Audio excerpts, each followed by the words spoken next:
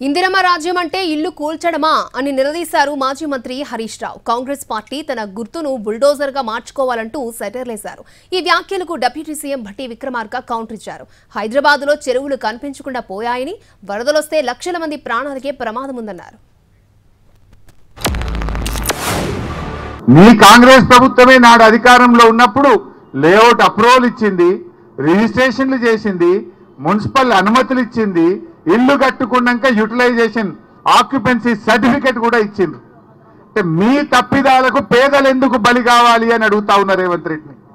అంటే నువ్వు మూర్ఖంగా అనవసరంగా ఏదో మూసీ ప్రాజెక్ట్ చేస్తా అని చెప్పి ఇలా పేదల ఉసురు పోసుకోవడం మానుకోవాలని చెప్పి నేను కోరుతా ఉన్నా.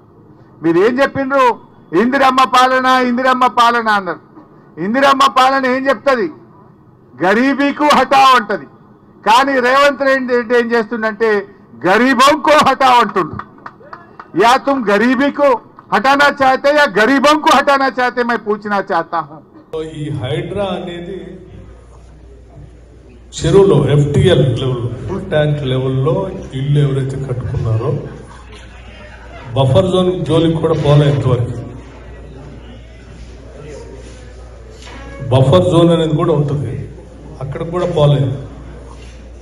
కేవలం ఎఫ్టీఎల్ అంటే ఫుల్ ట్యాంక్ లెవెల్లో ఆ కెపాసిటీలో ఎవరైతే ఇప్పుడు ఇల్లు కట్టుకుంటున్నారో వాటిని ఇప్పుడు కూడా ఆపకపోతే భవిష్యత్తులో చెరువు అనేది కనపడదు హైదరాబాద్కి.